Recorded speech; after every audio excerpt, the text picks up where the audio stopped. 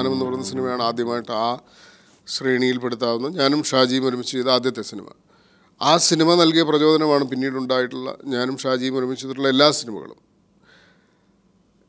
ഒരു കോമ്പിനേഷന് സഞ്ചരിക്കാവുന്ന ദൂരത്തിന് പലപ്പോഴും ലിമിറ്റ്സ് ഉണ്ട്.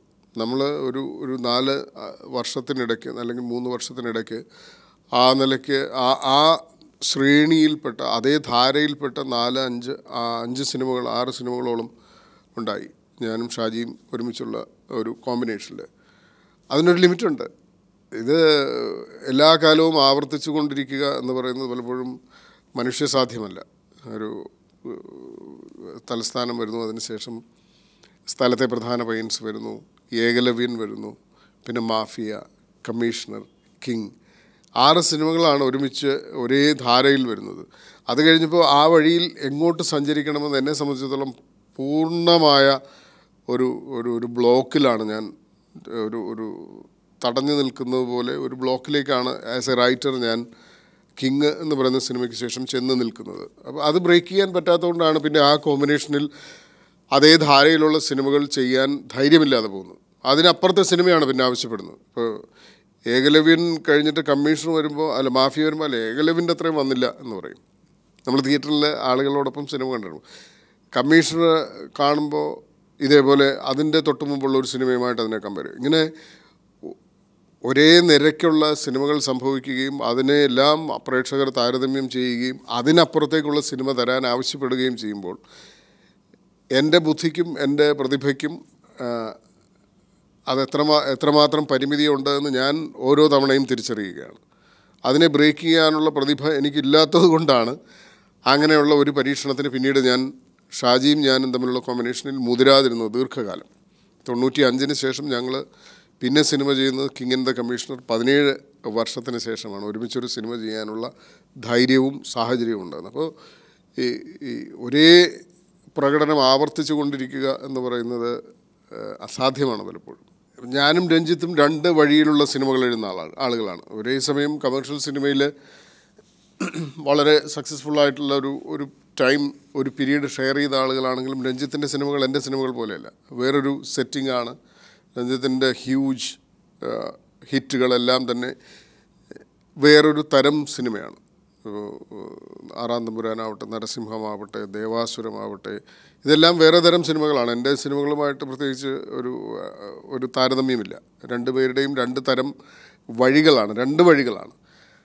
ഞങ്ങൾ 2 പേരും ഒരുമിച്ചൊരു സിനിമ എഴുതാൻ പോവുകയാണ്. അപ്പോൾ അതിലെ കോമൺ എലമെൻ്റ് എന്ന് പറയുന്നത് ഷാജി കൈലാസ് എന്ന് പറയുന്ന സംവിധായകനാണ്. ഞങ്ങൾ 2 പേരും ഏറ്റവും വലിയ ഹിറ്റുകൾ ചെയ്തിട്ടുള്ളത് ഈ സംവിധായകൻ്റെ കൂടെയാണ്. രഞ്ജിത്തിൻ്റെ ഏറ്റവും വലിയ ഹിറ്റുകൾ, എൻ്റെ ഏറ്റവും വലിയ ഹിറ്റുകൾ ഈ ഷാജി എന്ന സംവിധായകൻ്റെ കൂടെയാണ്. എന്നെ സിനിമയിലേക്ക് കൊണ്ടുവരുന്നത് ഷാജിയാണ്. രഞ്ജിത്ത് സിനിമയിലേക്ക് വന്നത് ഷാജിയിലൂടെ അല്ലെങ്കിലും രഞ്ജിത്തിൻ്റെ എക്കാലത്തെയും വലിയ കമേഴ്ഷ്യൽ ഹിറ്റുകൾ ഷാജി എന്ന സംവിധായകനുമായി ഒരുമിച്ചുള്ള കോമ്പിനേഷനിലാണ്. അപ്പോൾ ഞാനും രഞ്ജിയും ഒരുമിച്ചാണ് ഈ സിനിമ എഴുതുന്നത്. അത് അപ്പോൾ ഞാൻ മുൻകാലങ്ങളിൽ എഴുതിയ സിനിമ പോലെയാവുമോ, രഞ്ജിത്ത് മുൻകാലങ്ങളിൽ എഴുതിയ സിനിമകൾ പോലെയാവുമോ എന്നൊന്നും ഇപ്പോൾ പറയാറായിട്ടില്ല. അതിൻ്റെ ഒരു പ്രിലിമിനറി ഡിസ്കഷനാണ് കഴിഞ്ഞിട്ടുള്ളത്. ഞാനും രഞ്ജിത്തും ഷാജിയും ഒരുമിച്ചിരുന്ന് ഒരു പക്ഷേ ഈ സിനിമയ്ക്ക് സ്വീകരിക്കാൻ പോകുന്ന ഒരു ട്രാക്കിനെക്കുറിച്ചും അതിൻ്റെ കഥയെക്കുറിച്ചും ഒരു ദിവസം അല്ലെങ്കിൽ 2 ദിവസം ഡിസ്കസ് ചെയ്തിട്ടുണ്ട്. അതിനപ്പുറത്തേക്ക് ഒന്നും സംഭവിച്ചിട്ടില്ല. ഇനി വരാനിരിക്കുകയാണ്, അതിൻ്റെ പ്രവർത്തനങ്ങൾ ഇനി സംഭവിക്കാനിരിക്കുകയാണ്. അതിനുശേഷമായിരിക്കും ആ സിനിമയുടെ സ്വഭാവത്തെക്കുറിച്ചൊക്കെ പറയാൻ കഴിയുക. പുതിയ ജനറേഷൻ ഉണ്ടാക്കിയ ഒരുപാട് നല്ല സിനിമകളുണ്ട്. അതിൻ്റെ ഒന്നും നല്ലതല്ല എന്ന് പറയാൻ പോകുന്ന മൗഢ്യം എനിക്കില്ല. അത് എൻ്റെ ഒരു ജനറേഷൻ്റേതല്ലാത്തതെല്ലാം ചീത്തയാണെന്നും പഴയതായിരുന്നു നല്ലത് എന്നും പറയുന്ന ഒരുതരം ഒരു പിടിവാശിയും എനിക്കില്ല. പുതിയ ഫിലിം മേക്കേഴ്സ്, ഒരു സിനിമയുടെ പോലും പാരമ്പര്യമില്ലാത്ത ആളുകൾ പുതിയ സങ്കേതങ്ങൾ ഉപയോഗിക്കുകയും പുതുമയുള്ള സിനിമകൾ കൊണ്ടുവരികയും ചെയ്യുമ്പോൾ അതിനെ ഒരു പ്രേക്ഷകനിൽ അത്തരം സിനിമകൾ ഉണ്ടാക്കുന്ന എല്ലാ വിസ്മയങ്ങളും ഷെയർ ചെയ്യുന്ന ആൾ തന്നെയാണ് ഞാൻ ഈ പുതിയ ജനറേഷൻ ഉണ്ടാക്കിയ ഒരുപാട് സിനിമകൾ കാണുകയും അതിൽ ഒരുപാട് സിനിമകൾ ഇഷ്ടപ്പെടുകയും ചെയ്ത ആളാണ്. ചില സിനിമകൾ എനിക്ക് ഇഷ്ടപ്പെടാതെയും പോയിട്ടുണ്ട്. ഞാനിപ്പോൾ അതിൻ്റെ ഒന്നും പേര് എടുത്ത് പറഞ്ഞിട്ട് അത്തരമൊരു ക്ലാസിഫിക്കേഷനിലേക്ക് പോകില്ല. പുതിയ ജനറേഷൻ തീർച്ചയായിട്ടും അവരുടെ ഒരു സ്പേസ് മലയാള സിനിമയിൽ ഉണ്ടാക്കുകയും അത് മലയാള സിനിമയുടെ പ്രധാനപ്പെട്ട ഒരു മെയിൻ സ്ട്രീം സ്പേസായി മാറുകയും ചെയ്തിട്ടുണ്ട്. അതില്ല എന്ന് നടിക്കാൻ ആര് ശ്രമിച്ചാലും അതൊരു സ്വന്തം ഒരു തിരിച്ചറിവിന് സ്വയം തയ്യാറാവുന്നില്ല എന്ന് മാത്രമേ അതിനർത്ഥമുള്ളൂ. ഈ പറയുന്ന എല്ലാ കാലത്തും ഇത്തരം പുതിയ ട്രെൻഡുകൾ ഉണ്ടായിട്ടുണ്ട്.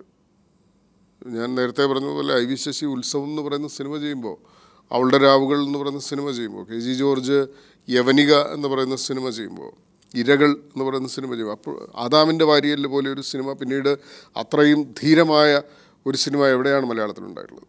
അപ്പോൾ ഇത് ഒരു പുതിയ കാര്യം എന്ന് ഞാൻ പറയുന്നില്ല. അപ്പോൾ എല്ലാ കാലങ്ങളിലും സിനിമ സ്റ്റാഗ്നേറ്റ് ചെയ്യുകയും കെട്ടിക്കിടക്കുകയും ചെയ്യുമ്പോൾ അതിനെ വെട്ടി തുറന്ന് പുതിയൊരു ധാരയിലേക്ക് സിനിമയെ ഒഴുക്കാൻ പുതിയ പ്രതിഭകൾ രംഗത്ത് വരികയും അവരതിൽ വിജയിക്കുകയും ചെയ്തിട്ടുണ്ട്. അത് തന്നെയാണ് ഇപ്പോഴും സംഭവിച്ചുകൊണ്ടിരിക്കുന്നത്. പുതിയ പ്രതിഭകൾ തീർച്ചയായിട്ടും രംഗത്ത് വരുന്നുണ്ട്. അവരുടെ സാന്നിധ്യം കണ്ടില്ല എന്ന് നടിക്കാൻ ആർക്കും കഴിയില്ല. അവരവരുടെ സാന്നിധ്യവും അവരുടെ സ്പേസും സ്ഥാപിച്ചെടുത്തു കഴിഞ്ഞു മലയാള സിനിമയിൽ.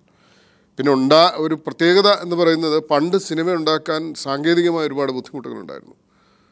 ഇപ്പോൾ അങ്ങനെയല്ല. ഒരു ക്യാമറയും ഒരു ടീമും ഉണ്ടെങ്കിൽ ഒരു സിനിമ ഉണ്ടാക്കാം